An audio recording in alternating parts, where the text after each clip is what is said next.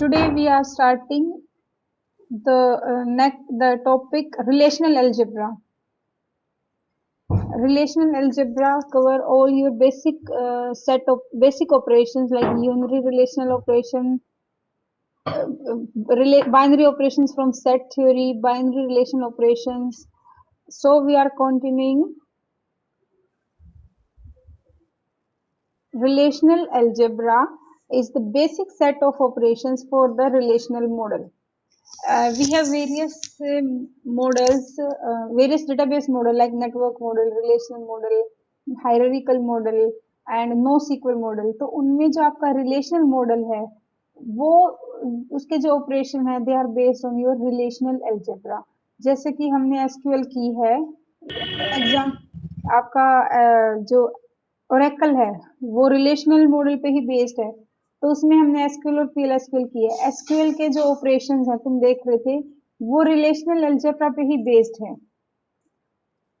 ठीक है, तो result of operation is a new relation which may have been found one or more input relation. यानी कि relation ही इसका रिलेशन या टेबल ही इसकी इनपुट है और आउटपुट भी रिलेशन एक नया रिलेशन या टेबल ही है.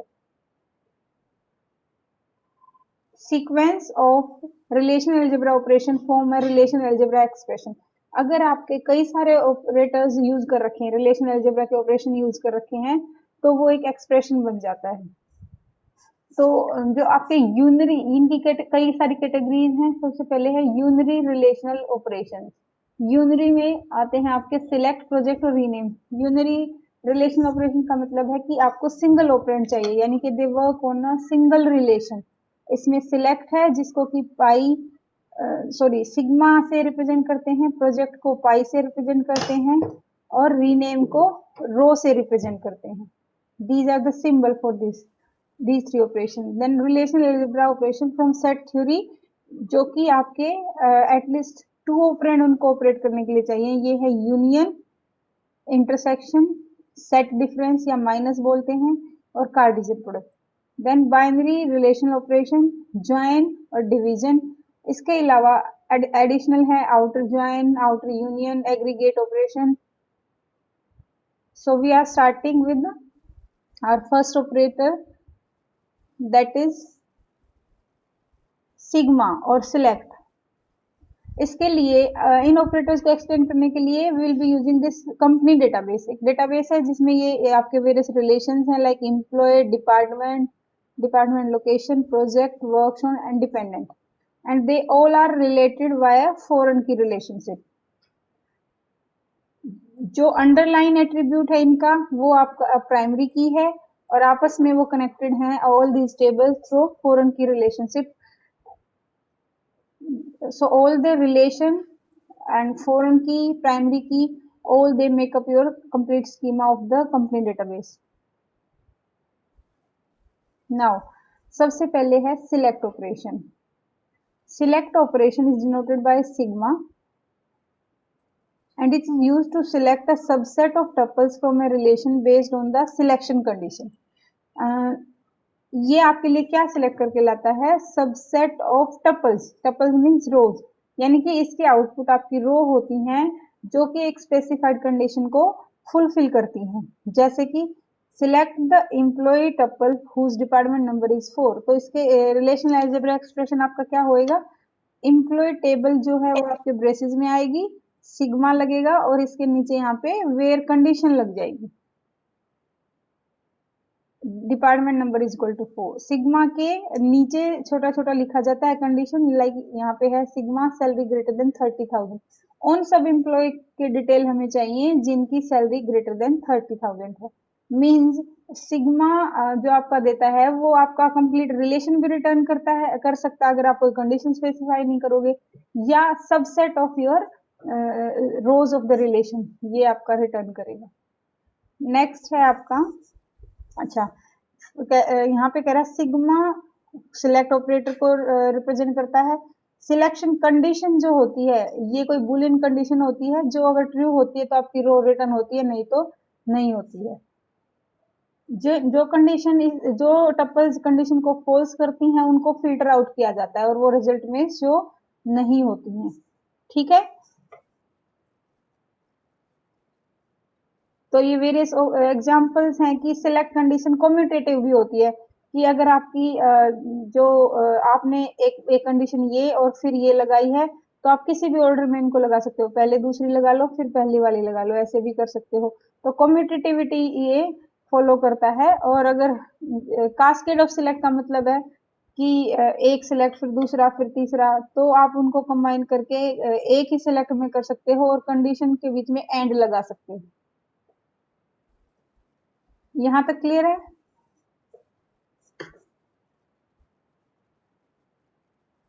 Yes ma'am. नाउ ये जो हमारा डेटाबेस है, कंपनी डेटाबेस, उसकी वेरियस टेबल्स हैं। थोड़ा सा व्यू एनलार्ज करके मैं दिखाती हूँ जिनका डेटा हम यूज करेंगे अपनी रिलेशनल अलजेब्रा क्यूरीज के लिए। ठीक है।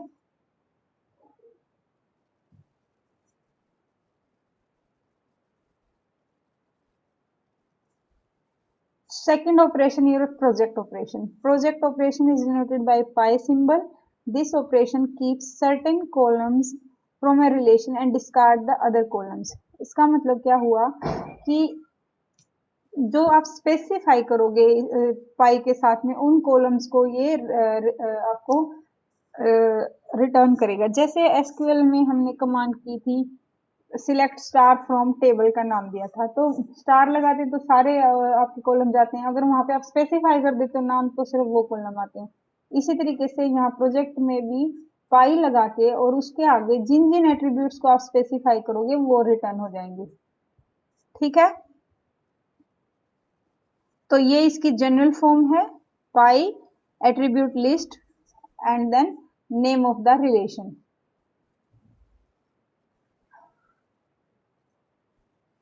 ये कम्यूटेटिव नहीं है। क्यों नहीं है कम्यूटेटिव? सपोज आपने पहले 5 एट्रीब्यूट सिलेक्ट कर लिए और उसके बाद उनमें से कुछ और एट्रीब्यूट तुमने वो लिस्ट में वो दे दिए जो पहले 5 में आए ही नहीं, तो आपका जो आप चाहते हो वो रिक्वायर्ड रिजल्ट ही नहीं मिलेगा। इसलिए लिस्ट वन लिस्ट टू में कौन से एट्रीब्यूट हैं वो वेरी कर रहे हैं, तो आपका ये सेम रिजल्ट नहीं आएगा। तो ये कम्यूटेटिव नहीं है। सिलेक्शन इज कम्यूटेटिव पर प्रोजेक्ट कम्यूटेटिव नहीं है।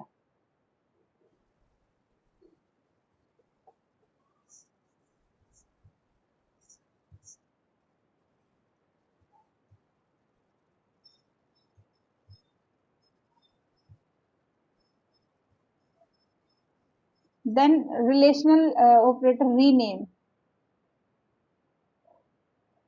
It is represented by row symbol.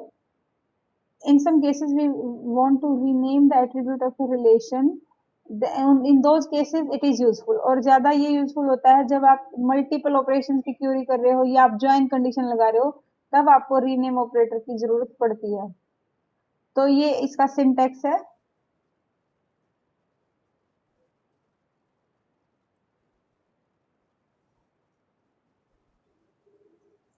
रो, ये सिंटेक्स है। यहाँ पे क्या है कि जो आपका ओरिजिनल रिलेशन आर था और आपने ये एट्रीब्यूट्स इसके आपने क्या किया, relation has to name to S and the column name to R है, उसका नेम तो एस हो जाएगा और उसके जो कॉलम चाहे कुछ भी हैं, अब आपने नए कॉलम बता दिए कि B1 B2 BN कर दो। ठीक है।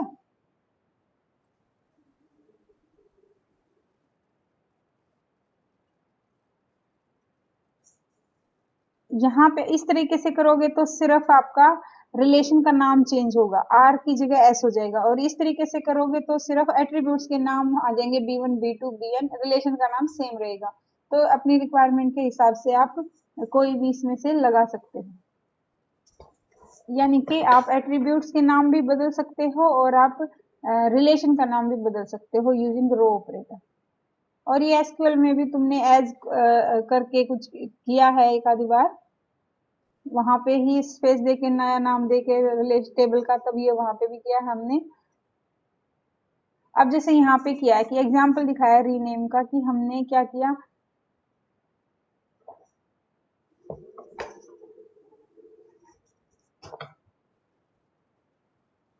बार बार बच्चे लीव कर रहे हैं, ज्वाइन कर रहे हैं, मुझे बार बार एडमिट करना पड़ रहा है, बहुत डिस्टर्बेंस कर रहे हो।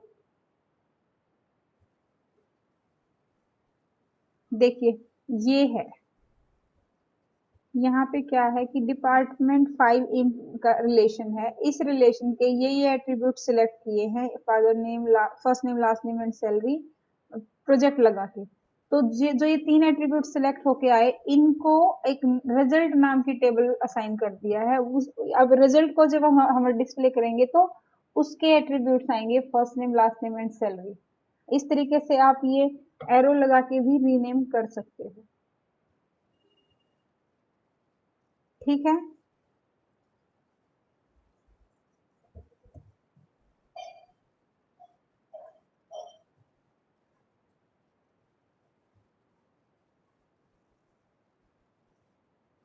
उसके बाद हम आ जाते हैं बाइनरी ऑपरेटर जो है आपके। सबसे पहले है unary operator. It is denoted by symbol u, and the result of R union S is a relation that include all the tuples that are either in R or in S or in both। Means दोनों की जितनी tuples हैं सब आ जाएंगी, R की भी आनी चाहिए, S की भी आनी चाहिए, या जो दोनों में है वो एक बार आ जाएंगी। डुप्लीकेट टपल्स एलिमिनेट हो जाती हैं, डुप्लीकेट टपल नहीं आती, जो दोनों में है वो एक ही बार आएगी। और यूनियन ऑपरेशन को परफॉर्म करने के लिए आर और एस जो रिलेशन है, they must be union compatible. Union compatible मतलब दोनों में सेम नंबर ऑफ एट्रीब्यूट होने चाहिए, और each pair of corresponding attribute must be type compatible. मतलब डोमेन कंपेटिबल होनी चाहिए, यानी कि अगर आर में पहले नंबर पे रोल नंबर है, एस में चाहे तुमने एस नंबर दे दिया, लेकिन उन दोनों की टाइप जो है नंबर होनी चाहिए, दोनों ही रोल नंबर को ही रिप्रेजेंट करें। ऐसा नहीं है कि आर में फर्स्ट टपल तुमने ले लिया डेट ऑफ बर्थ, और एस में ले लिया एज, तो एक में तो एक नंबर आएगा और डेट ऑफ बर्थ में डेट आएगी, तो वो टाइप कंपेटिबल नहीं है।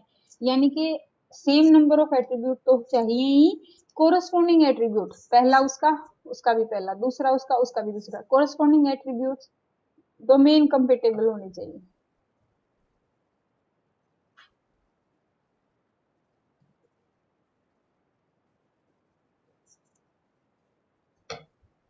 Next, intersection.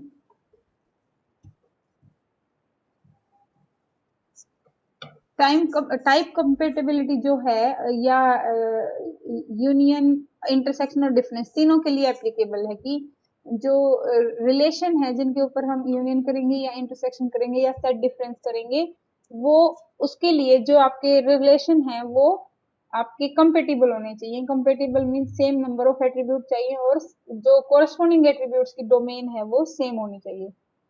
तो इंटरसेक्शन आपका उल्टा यू सिंबल से डिनोट होता है, और R intersection S will contain all the tuples that are in both R and S, दोनों में है वही आएंगी। And attribute name in the result will be the same as the attribute name in R. यानी कि जो intersection के लिए या यूनियन के लिए जो पहला रिलेशन लिखोगे आप, जो रिलेशन पहले नंबर पे लिखोगे, उसके एट्रीब्यूट्स के नेम आएंगे। अगर आप रीनेम कर दोगे तो जो नए नाम होंगे वो भी आ जाएंगे। समझ आ गया यहाँ तक? Yes, ma'am. ठीक है। Yes. Next is set difference. इसको माइनस भी बोलते हैं, एक्सेप्ट भी बोलते हैं, और ये माइनस सिंबल से ही रिप्रेजेंट होता है। इसके लिए भी आर और एस जो आपके रिलेशन है वो टाइप कंपेटिबल होने चाहिए।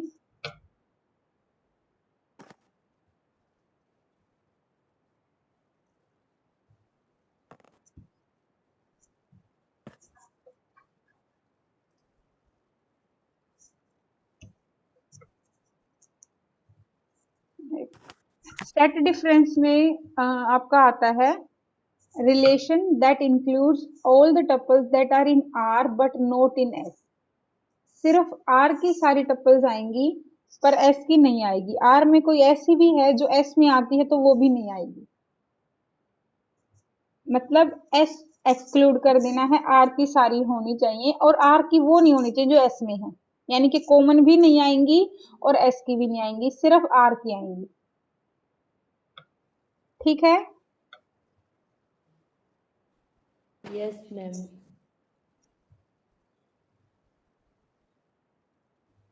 अच्छा, यूनियन इंटरसेक्शन, ये दोनों ऑपरेशन और डिफरेंस इनकी बता रखी है। यूनियन और इंटरसेक्शन दोनों कॉम्यूटेटिव हैं, लेकिन डिफरेंस कॉम्यूटेटिव नहीं होता। इसी तरीके से ये एसोसिएटिव भी हैं, लेकिन आपका डिफरेंस एसोसिएटिव भी नहीं होता, डिफरेंस कॉम्यूटेटिव भी नहीं होता।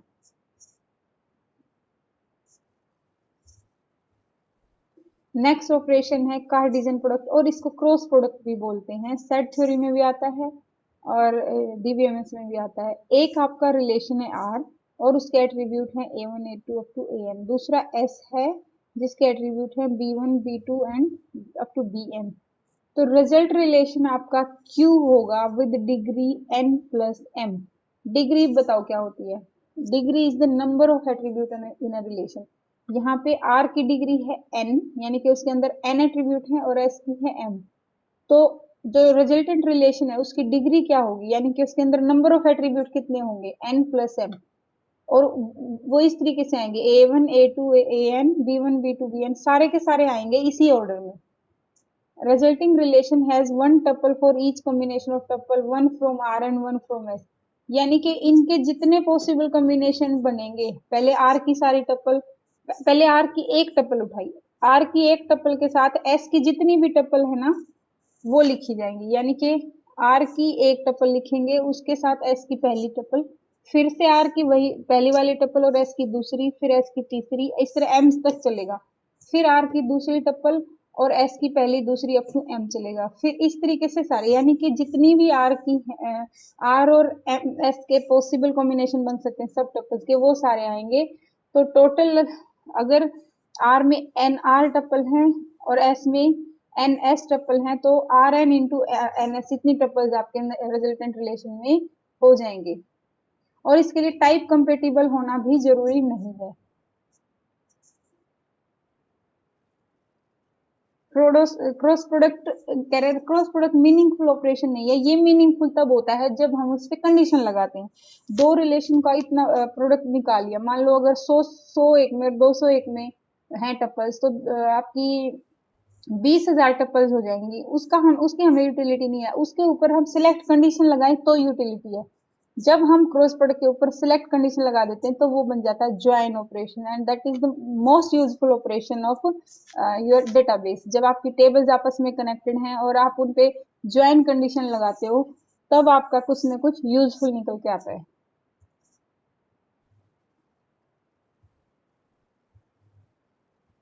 हाँ जी, ये एक कार्टेशियन प्रोडक्ट का एग्जाम्पल है। मैं थोड़ा सा एनलार्ज करके दिखाती हूँ।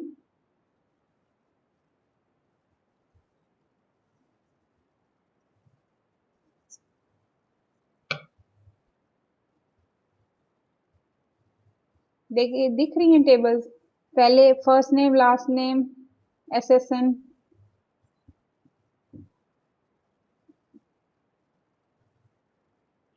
उसके बाद अच्छा एम्प्लॉय डिपेंडेंट, 1 सेकेंड,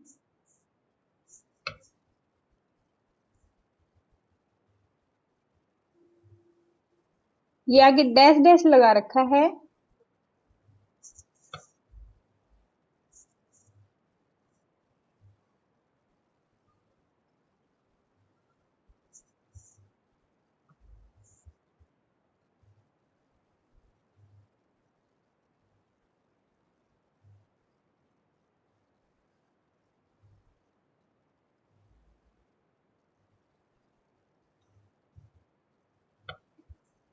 ये आप देखो कि जैसे फर्स्ट नेम ले रखा है पहली टेबल के एलिसिया, उसका लास्ट नेम ये है, उसके साथ जितने भी कॉम्बिनेशन दूसरी टेबल के साथ बनते हैं पहले वो आए हैं। फिर दूसरा नेम जेनिफर है, उसके साथ जितने कॉम्बिनेशन बनते हैं दूसरी टेबल के वो आएंगे। फिर तीसरा नाम जोएस है, उसके साथ बनते हैं दूसरी टेबल के जितने कॉम्बिनेशन वो आएंगे आपके। इस तरीके से ट्रिपल, ये तो एम्प्लॉय डिपेंडेंट होगा, पर जितना हमें डेटा इसमें से निकालना था कंडीशन लगा के वो सिर्फ ये निकला। ये यूटिलिटी का है हमारा। तो क्रॉस प्रोडक्ट आपका बेसिक सेट ऑपरेशन जरूर है, मतलब बेसिक रिलेशन अलजेब्रा ऑपरेशन भी है, पर वो यूटिलिटी का तब है जब उस पर कंडीशन लगाते हैं, दैट बिकम्स ज्वाइन। तो अब इसके बाद हमारा नेक्स्ट ऑपरेशन ज्वाइन ही है।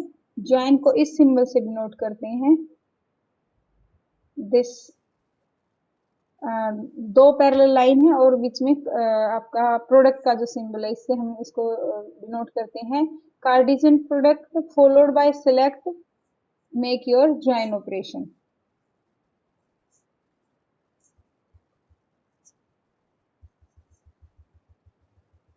ये है आपका कि आर और एस का कार्टेशियन प्रोडक्ट निकाला और उसके ऊपर ज्वाइन कंडीशन लगाई, तो ये ये आपका ज्वाइन ऑपरेशन हो जाएगा।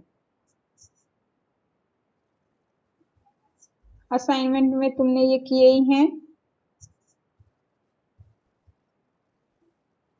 अब है ज्वाइन की कुछ प्रॉपर्टीज। अगर आर जिसमें कि एन आपके एट्रीब्यूट हैं और एस रिलेशन जिसमें एम एट्रीब्यूट हैं और ज्वाइन ऑपरेशन लगाया, ज्वाइन ऑपरेशन कार्टेशियन प्रोडक्ट अगर उसमें कंडीशन लगा देते तो आपका ज्वाइन बन ही जाता है। तो आपने कुछ कंडीशन लगाई, R dot A is equal to S dot BJ, कुछ कंडीशंस के बेसिस पे लगाया आपने ज्वाइन कंडीशन, तो रिजल्ट रिलेशन आपका क्यू होगा, उसके डिग्री एन प्लस एम होगी। एट्रीब्यूट तो उतने ही होंगे लेकिन टपल वही आएंगी जो इस कंडीशन को फुलफिल करेंगी। Resulting relation state has one tuple for each combination of tuple R from R and S from S, but only if they satisfy the join condition. Tuple वही होंगी जो ज्वाइन कंडीशन को satisfy करेंगी। If R has NR tuple and S has NS tuple, then join result के अंदर have less than NR into NS tuple। NR into NS तो आपके Cartesian product में होती हैं, इसके ऊपर हमने कंडीशन लगा दी, तो कंडीशन को फुलफिल करने वाले हो सकते हैं सारी टपल भी हों और उससे कम भी हो सकती हैं। ठीक है,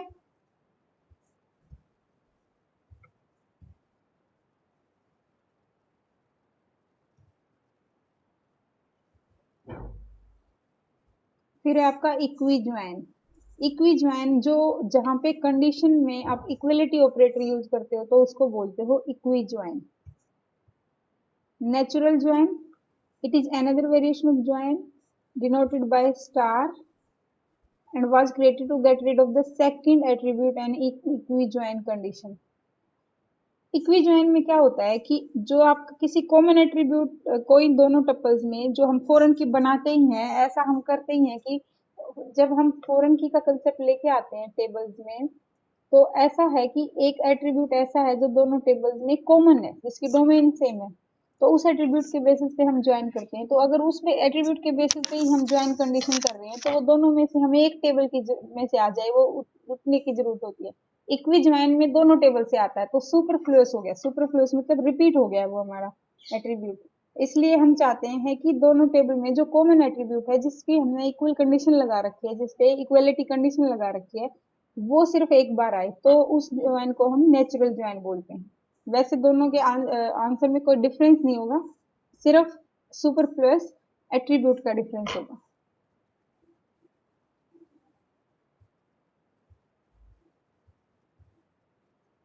now complete set of relational operation. Select, project,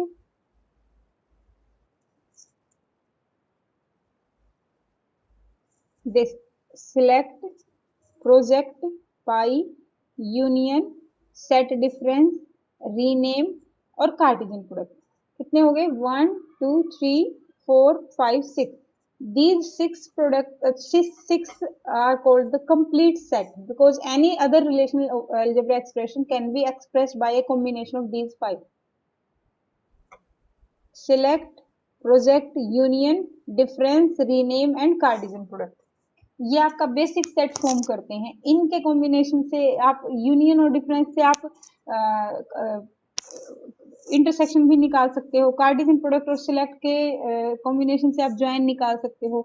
यानी कि इनके कॉम्बिनेशन से और बहुत सारे ऑपरेशंस आप परफॉर्म कर सकते हो, इसलिए ये बेसिक सेट होता है। ये क्वेश्चन बहुत आता है कॉम्पिटिटिव एग्जाम में, आपके 3-4 ऑप्शन बना के और पूछा जाता है कि इनमें से कौन सा आपका complete set of relation operation form करता है।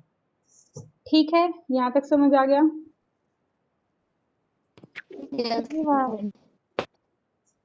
जैसे ये एग्जाम्पल के तौर पे दिखा रहा है आपको कि ये देखो हमें इंटरसेक्शन निकालना है, तो इंटरसेक्शन का ये फॉर्मूला है जो कि आप r माइनस एस निकालो, s माइनस r निकालो, उन दोनों का यूनियन करो और r यूनियन s में से इसे सब्ट्रैक्ट करो। इस तरीके से क्या है कि आप यूनियन और डिफरेंस को यूज करते हुए इंटरसेक्शन निकाल सकते हो।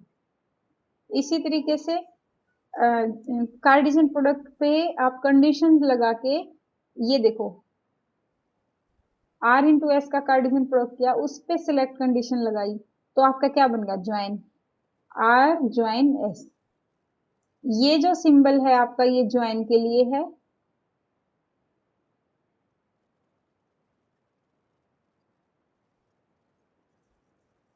this symbol is for join and this symbol is for Cartesian product। So in basic set operation का यूज करते हुए आप बाकी ऑपरेशन भी परफॉर्म कर सकते हो, इसलिए इनको बेसिक अलजेब्रा सेट कहते हैं, basic relational algebra set operation कहते हैं। नेक्स्ट ऑपरेशन है डिवीजन। डिवीजन भी आप इन्हीं से परफॉर्म कर सकते हो। रिलेशन आर को एस से डिवाइड करना है, तो जो जो set of attribute of Z है और set of attribute of relation R is Z and set of attribute of relation S is X। So X is subset of Z, यानी कि Z में बहुत सारे एट्रीब्यूट होने चाहिए और X उन्हीं में से कुछ होंगे, और Y वो होंगे जो Z माइनस X है। Y is the set of attribute of R which are not attributes of S। तो result of division is T Y, नया रिलेशन होगा T जिसमें कौन से आएंगे Y, यानी कि जो R में R के वो वाले जो S में नहीं है वो वाले आपके डिवीजन में आएंगे, और वो टपल्स कौन सी आएंगी, T R x T S for every tuple T S in S, यानी कि वो टपल्स आ जाएंगी जो जो R में थी और S में भी थी, लेकिन जो एट्रीब्यूट आएंगे वो Y आएंगे, यानी कि वो एट्रीब्यूट आएंगे जो R में तो हैं पर S में नहीं है। जिस तरीके से हम ऐसे करते 21, 5 4 जा 20, 4 हमारा आंसर है, यानी कि हमारा 21 के अंदर 21 को अगर 5 से डिवाइड करते हैं तो 5 4 जा 20 और 1 रिमाइंडर बचता है हमारा 4 क्या आया, यानी कि 5 5 5 5, यानी कि 4 बार 5 5 है, इसलिए हमारा आंसर 4 आया। उसी तरीके से ये उसी बेस पे ये इम्प्लीमेंट किया हुआ है आपका division operation. So this is a recap of relational algebra operations।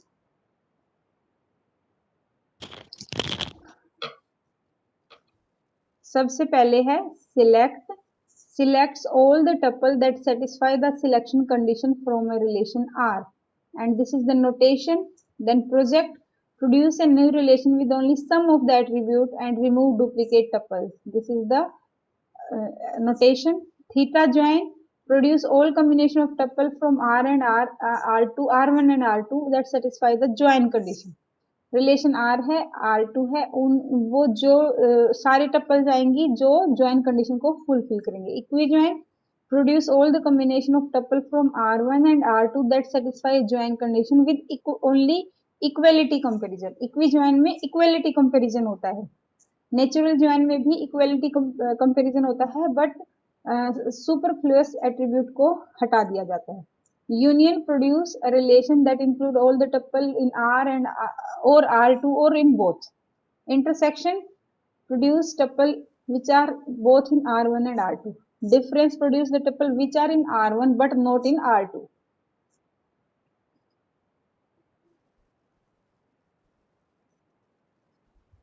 Then Cartesian product, it produces a relation that has the attribute of R1 and R2 and include all the possible combination of tuple from R1 and R2, and it is denoted by R1 cross R2। And division, it produces a relation Rx that include all the tuple Tx in R1 that appear in R1 in combination with every tuple from R2, where Z is equal to X in union Y। यानी कि जो छोटे relation में attribute है और बड़े में जो बड़े में नहीं, छोटे में नहीं है और बड़े में है, उन दोनों का यूनियन होके Z बनता है आपका। यानी कि जो बड़ा रिलेशन है उसमें टोटल एट्रीब्यूट्स हैं जिससे डिवाइड कर रहे हैं उसमें ये एट्रीब्यूट है और आंसर में ये नंबर ऑफ ये वाले एट्रीब्यूट्स आपके आएंगे।